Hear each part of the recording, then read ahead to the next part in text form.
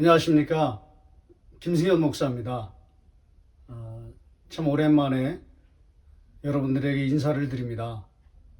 오늘 저는 마태복음 13장에 들어있는 그 예수님의 7가지 비유 이야기 중에서 겨자씨 비유와 그 다음에 누룩 비유에 대해서 제가 깨달은 것을 여러분과 함께 나누기를 원합니다. 마태복음 13장 30절부터 33절까지 나오는 말씀, 특별히 31절부터 30절까지 나오는 겨자씨와 누룩에 대한 그 비유의 이야기를 여러분과 함께 나누기를 원하는데요. 제가 최근에 이런 책을 하나 샀습니다. 굉장히 짧은 분량의 책인데요. 김호경 교수님의 예수가 하려는 말들이라고 하는 책인데요. 이 책은 예수님의 그 비유의 이야기 중에서 특별히 한 7가지 중에 7가지나 10가지 그런 비유의 이야기를 이렇게 성경적으로 이렇게 해석한 그런 책인데요. 이 책에 보면 예수님의 그 비유는 굉장히 충격적인 이야기다. 이렇게 해석을 해놨습니다. 왜냐하면 겨자씨도 그렇고 누룩 비유도 그렇고 이거는 율법적으로나 아니면 문화적으로도, 농경 문화잖아요. 이런 문화적으로도 그 당시에 이 기독교인들이나 아니면 유대인들 모두에게 굉장히 큰 충격 르뽀와 같은 그런 이야기였다. 겨자씨 같은 경우는 이렇게 작은 것들이 큰 나무가 된다. 그래서 성장하고 확장하고 그래서 이렇게 전도 열심히 하고 선교 중심적으로 살아야 되고 그리고 복음을 전하다 보면 교회도 크게 성장한다. 큰 나무가 돼서 거기서 새들이 깃들기 때문에 그렇게 아름답고 큰 영광스러운 열매를 맺게 될 것이다.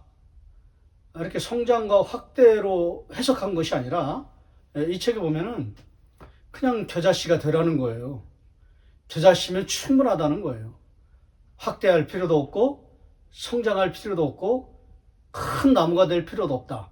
이제 그런 해석은 좀 피해야 되죠. 좋은 해석은 아닙니다. 왜냐하면 사실은 성장도 필요하고 확대도 필요하고 부흥도 필요하고 그리고 큰 그런 은혜, 열매, 전도의 열매 이런 거 다 필요하거든요. 근데 이 책은 그게 중요하지 않다 이렇게 해놨습니다. 그래서 저는 그거는 좀 동의하기가 어렵고요. 너무나 그건 좀 막 나가는 것이다. 좀 지나치다 이제 이렇게 생각을 하고요. 그건 이제 받아들이진 않습니다. 그런데 겨자씨에 대해서는 그 본래적인 본질적인 의미에 대해서는 좀 설득력 있고 제대로 된 그런 해석을 했다 이렇게 저는 생각을 하거든요. 이제 그게 뭐냐면 성장과 확대, 그다음에 부흥 이런 것도 좋지만 이렇게 했으면 참 좋았는데 그건 필요 없다 이렇게 했기 때문에 이제 제가 받아들이기가 어렵고요. 이제 그런 것도 참 좋지만 저는 그렇게 보는 거죠. 그러나 겨자씨의 본래의 의미는 문화적으로 봐도 이거는 굉장히 큰 충격이었다는 거죠. 왜냐하면 몇 가지 이유 중에서 한 2가지 때문에 그런데요. 첫 번째는 레위기 19장 19절에 나와 있는 대로 이거는 율법에서 용납하지 못하는 그런 명령이다라는 거죠. 왜냐하면 당시에 이제 이스라엘에 농사하는 사람들이, 농민들이 이제 밭에 정성스럽고 그 유실수나 아니면 이렇게 팔 수 있는 그런 농작물을 심었단 말이죠. 분명히 두둑을 쌓고 분명히 심었습니다. 그 소득이 될 만한 것들을 이렇게 심었겠죠. 우리로 치면은 뭐 배추라든가 아니면 무라든가 요즘으로 하면은 김장철에 아니면 뭐 고구마라든가 감자라든가 고추라든가 이런 것들을 막 섞어서 심지는 않는다는 거예요. 고구마면 고구마, 감자면 감자, 배추면 배추. 이렇게 한 가지로 쭉 심는다는 거예요. 근데 분명히 이제 그 사람들이 그걸 심었을 텐데, 심었죠. 심었는데, 예수님의 이제 말씀 속에는, 비유 속에는 겨자씨를 같이 심었다는 거예요. 이거는 이종교배. 이게 종이 다른 거죠. 절대 용납할 수 없다는 거죠. 하나님 말씀으로, 율법으로. 그러니까 유대인들은 이게 충격을 받았다는 거죠. 율법에 금지한 그런 이야기를 예수님께서 과감하게 그리고 서슴없이 극단적인 말씀을 지금 비유로 사람들에게 하시고 계시다는 거예요. 받아들일 수가 없다는 거죠. 더군다나 이런 이종교배의 문제도 있지만 농사법으로 볼 때도 이건 또 맞지 않다는 거예요. 첫 번째는 율법이 이종교배를 분명히 금지하고 있기 때문이다. 이제 이런 거죠. 유대교의 전승으로도 받아들일 수 없고, 이제 기독교인이 되려고 하는 사람들에게도 이거는 이해할 수 없다는 거죠. 그런 이제 율법적인 문제, 첫 번째는요. 두 번째는 문화라는 거죠. 그 당시 농경 문화가, 농사법이 아까도 말씀드렸지만 두 가지를 절대 심지 않습니다. 율법에 따라서 그것도 그 문화가 형성된 건데요. 하나만 딱 심는다는 거예요. 돈이 될 만한 것으로. 근데 거기다 두 개를 심을 수 없었다는 거죠. 안 심는다는 거죠. 절대 그렇게 안 한다는 거예요. 문화적으로 봐도, 농경 문화로 봐도. 그러니까 이거는 굉장히 충격적이라는 거예요. 그렇기 때문에 이거는 뭐 학대하는, 성장하는 그런 이야기가 아니라, 이건 말도 안 되는 그런 겨자씨에 대한 이야기는 그냥 겨자씨가 되어야 된다는 거예요. 겨자씨면 충분하다. 차별이 없다는 거죠. 너희들에게는 충격이지만 하나님 나라는 이와 같다는 거예요. 이제 이게 1차적인 의미라는 거죠. 이제 이런 해석을 해놨습니다. 그리고 제가 또 하나 책을 샀는데, 이건 이제 이렇게 두꺼운 책이거든요. 이거는 웨인 그루덤의 성경 신학이거든요. 조직 신학이기도 하고, 이제 이게 상하로 되어 있습니다. 이게 상이거든요. 제가 지금 이제 상권을 좀 읽고 있는데, 거의 다 읽어가는데, 이건 굉장히 두꺼운 책입니다. 이런 게 두 권 있습니다. 여기 이 책을 보면요, 성경적인 그런 해석이 얼마나 중요한가, 성경적인 의미를 찾는 게 얼마나 중요한가, 이제 그런 걸 알 수 있어요. 이제 이 책에 보면 이렇게 해놨습니다. 성경 말씀으로 해석을 찾아가는 게 제일 중요하다. 그게 완전하다. 그거면 충분하다. 이렇게 해놨습니다. 그래서 여기는 고전 문학이라든가, 그리고 많은 그런 뭐랄까 일반적인 그런 자료들보다도 그냥 성경에서 이야기하는 게 최고다. 이래가지고 성경에서부터 아주 창세기부터 요한계시록까지 모든 해석들을 다 뽑아놨습니다. 그래서 이 책을 읽다 보면 와, 진짜 하나님 말씀에서 그대로 나오는, 우러나오는 그 진국과 같은 거죠. 그런 해석이 참 너무너무 좋다. 이제 이런 거를 알 수가 있는데요. 이 책에 보면 첫 번째로는 그런 문화적인 충격까지만 김호경 교수님은 이제 그냥 다뤄놨는데요. 근데 이 책을 좀 읽다 보면 그게 뭐가 의미가 있느냐, 그걸 또 찾아야 된다는 거예요. 그게 왜 중요한가? 겨자씨라는 거예요. 하나님 나라는 비유와 같다 그랬잖아요. 근데 겨자씨 비유라는 거예요. 그러니까 결국 하나님 나라는 겨자씨와 같다는 거예요. 그 보잘것없는, 볼품없는. 그래서 이 웨인그루뎀 이 선생님이 창세기에서도 요한계시록까지 겨자씨에 대한 모든 성경적인 용례를 다 찾아보니까 이 겨자씨는 그냥 농사하는 사람들한테 그 밭에 뿌리는 그런 게 아니라 그냥 광야에 버려진 풀이라는 거예요. 또 이게 자라봐야 유채꽃보다 그 정도, 1.5m 정도, 유채꽃 정도 된다는 거예요. 그리고 광야에서 유채꽃이 피었다고 생각해 보십시오. 그걸 누가 가꾸기를 합니까? 비료를 줍니까? 퇴비를 줍니까? 그러니까 자라다 만 것일 수도 있고요. 작게 자라는 거예요. 다 1m 내외로 자란다는 거예요. 그러니까 겨자씨의 진짜 성경적인 의미는 물론 충격이기도 하지만 두 번째는 쓸모없다는 뜻입니다. 볼품없다는 뜻입니다. 가장 작은 것, 가장 나약한 것, 하나님 나라는 그와 같다라는 것이죠. 그리고 이 웨인 그룹된 이 선생님은 또 이 책에 좋은 게 뭐냐면 그걸 실생활에서 우리 예수 믿는 사람들에게 이렇게 적용하면서 살아야 된다라고 하는 적용도 여기는 해놨습니다. 근데 그 적용이 뭐냐면 우리가 겨자씨와 같이 살아야 된다는 거예요. 겨자씨가 되어야 한다는 거. 늘 이걸 기도하십시오. 하나님, 내가 크게 되길 원합니다. 내가 큰 나무가 되길 원합니다. 내가 큰 사람이 되기를 원합니다.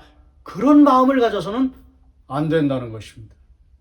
겨자씨와 같이 낮은 마음, 쓸모없는 마음, 굉장히 작은 마음, 볼품없는 그런 마음. 나 같은 죄인 용서함 받았습니다. 나 같은 죄인이 한량없는 은혜를 받았습니다. 주님 감사합니다. 세리와 같은 그런 마음이죠. 그런 마음을 가져야 된다는 거예요. 그런 마음을 품어야 된다는 거예요. 아주 그렇게 적용을 잘 해놓으셨어요. 여러분, 우리는 늘 크게 되는 마음, 부자가 되려고 하는 마음, 성공하려고 하는 마음, 큰 일꾼이 되려고 하는 그런 마음을 품고 기도를 많이 합니다. 물론 그런 것도 참 좋죠. 하나님 크게 쓰시면 참 좋죠. 그러나 이 겨자씨의 하나님 나라는 그와 같이 않다는 거예요. 작은 마음, 축소지향적인 마음, 축소지향적인 마음도 아니죠. 그냥 성경적인 표현으로 하면은 가장 쓸모없는 마음, 가장 보잘것없는 마음, 한없이 낮아지는 마음. 바울과 같이 나는 죄인 중에 괴수입니다. 그렇게 고백한 것과 같은 그런 마음으로 되어야 그게 하나님 나라가 이루어진다는 거예요. 그게 하나님 나라가 세워진다는 거예요. 만들어진다는 거예요. 그래서 늘 기도하실 때, 또 예배 드리실 때, 하나님을 섬기실 때, 봉사하실 때 이런 마음을 품고 봉사하셔야 된다는 거예요. 겨자씨와 같은 가장 낮은 마음을 가지고 하나님 앞에 나아가야 된다는 것이죠. 이런 삶을 놓고 기도하시고 살아야 된다는 것이죠. 그리고 배철원 교수님이 계시거든요. 그분은 이거를 어떻게 해석했냐면 코라라고 해석했습니다. 코라. 깊은 영성. 깊은 영성?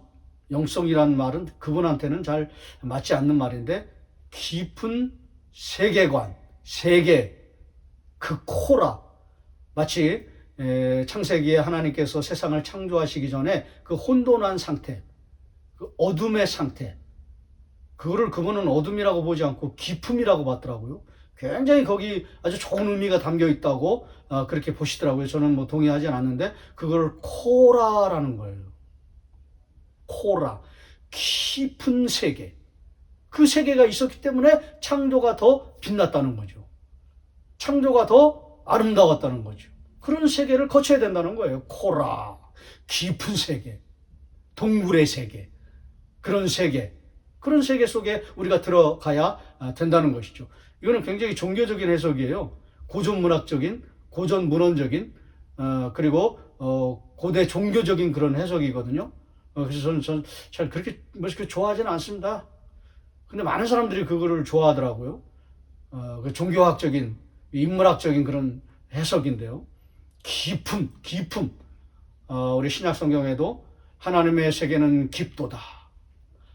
하나님의 세계는 넓도다.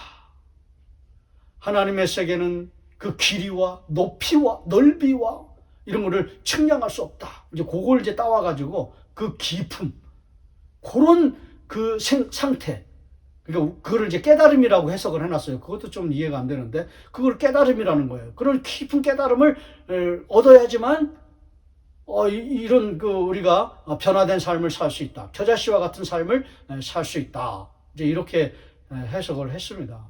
근데 제가 지난번에 말씀드린 대로 역대기를 지금 공부하고 있다고 말씀드렸잖아요. 근데 역대기 1장에 보면은 무헤다벨이라고 하는 사람이 나옵니다. 그 여자예요. 역대기 1장은요. 물론 이제 1장서부터 9장이 다 족보의 이야기예요. 그래서 어떤 분들이 그건 수면제와 같다. 전 동의하지 않습니다. 그냥 족보를 쭉 따라가서 이제 막 그냥 대충 읽는 식으로 읽다 보면 수면제가 되겠죠. 졸리겠죠. 근데 거기도 보면요. 그 족보가 굉장히 완전히 달라요. 이상해요. 그냥 완전히 그냥 뭐라 그럴게, 우리가 얘기하는 정통적인 정체성. 하나님의 백성들의 계보, 톨레도트 계보. 그래가지고 아브라함, 그 다음에 아벨 대신에 셋, 그 다음에 에녹, 노아, 쭉쭉쭉 간 다음에, 그 다음에 아브라함, 그 다음에 12지파, 이렇게 쭉 내려가잖아요. 이제 그렇게 안 해놨어요. 역대기 1장서부터 9장까지가 족보가 나오거든요. 근데 거기 보면요, 다 이해할 수 없는 사람들의 족보가 나와요. 에노스, 그때부터 하나님의 이름을 불렀다고 그렇게 나와요. 예배거든요. 역대기 1장은 예배에 대한 이야기입니다. 코라, 깊은 깨달음의 세계, 그게 아니에요. 예배예요, 예배. 그리고 쭉 읽어가다 보면 막 에녹이 아니라 에서의 이야기, 아웃사이드죠.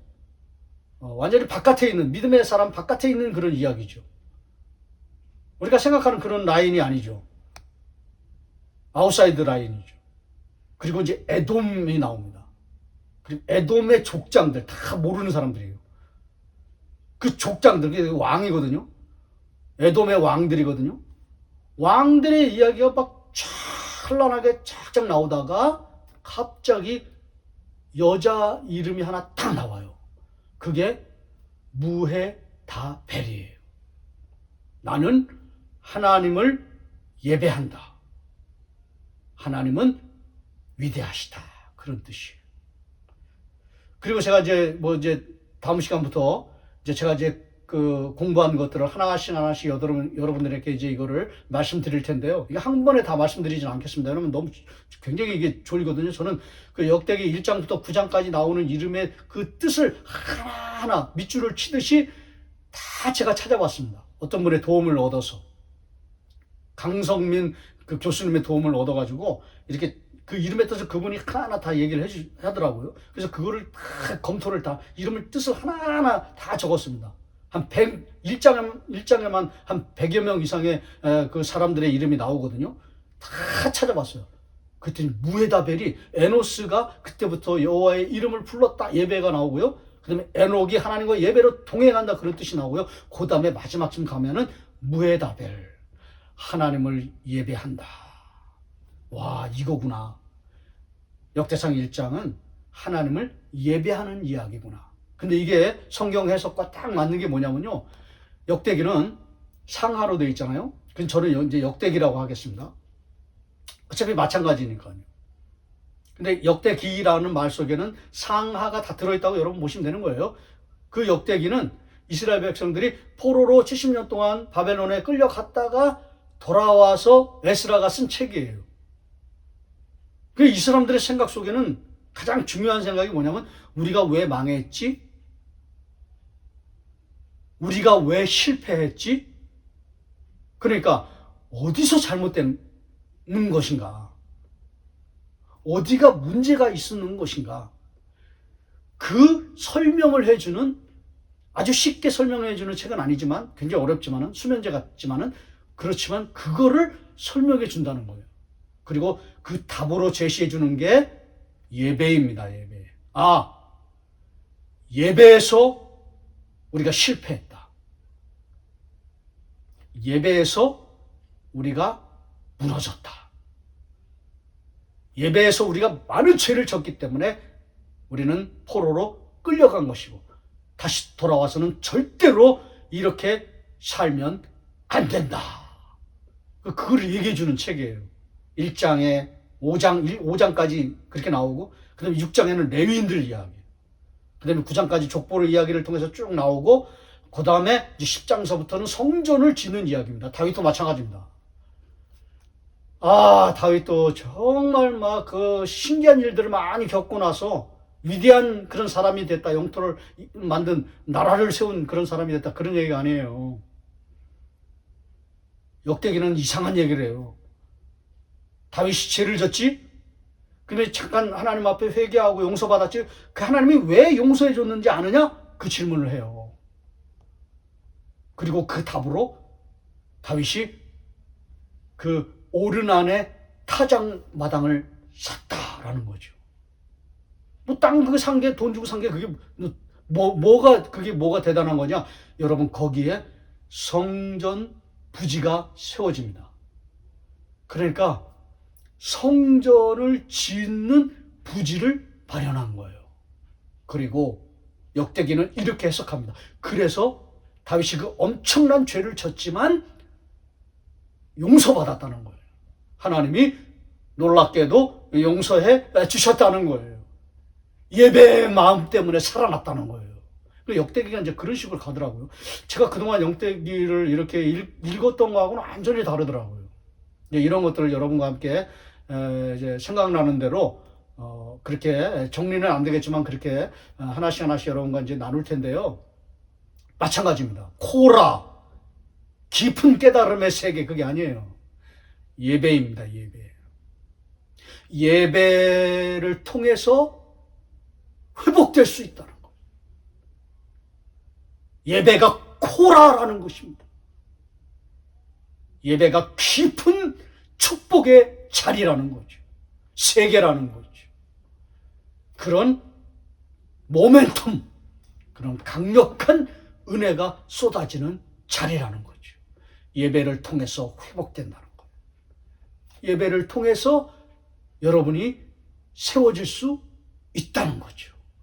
예배를 통해서 죄를 용서받고, 예배를 통해서 한 발짝 나아갈 수 있고, 실패의 자리, 어려움의 자리, 죄악의 자리, 그런 모든 고통의 자리에서, 무너짐의 자리에서 다시 세워질 수 있는 유일한 영적인 방법은 코라는 예배라는 것이죠.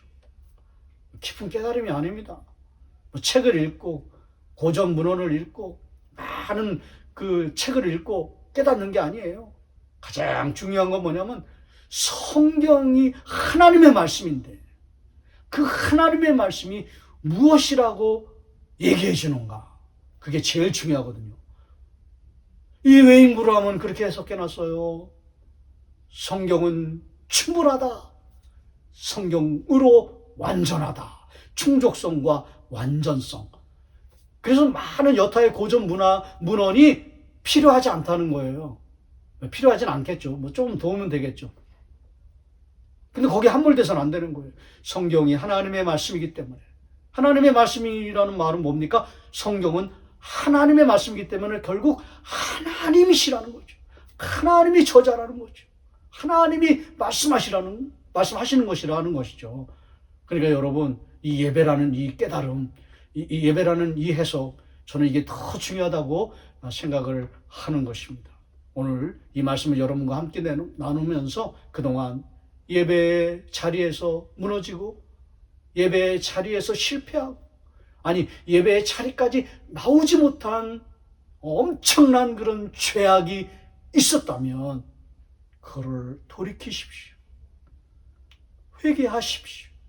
그리고 다시 마음을 회복시키고 일으켜 세우셔서 하나님을 예배하는 자리에 다시 나아가겠습니다. 결심하고 결단하고 예배자의 삶을 다시 살겠습니다. 잃어버린 자리, 그런 자리로 나아가겠습니다.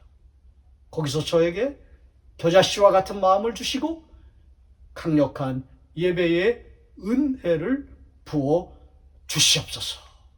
그렇게 기도하는 저와 여러분 되시기를 축복합니다. 저는요, 이렇게 제가 동영상을 찍는 목적은 단 한 가지입니다. 저는 그 일반적인 적용에는 참 많이 약합니다.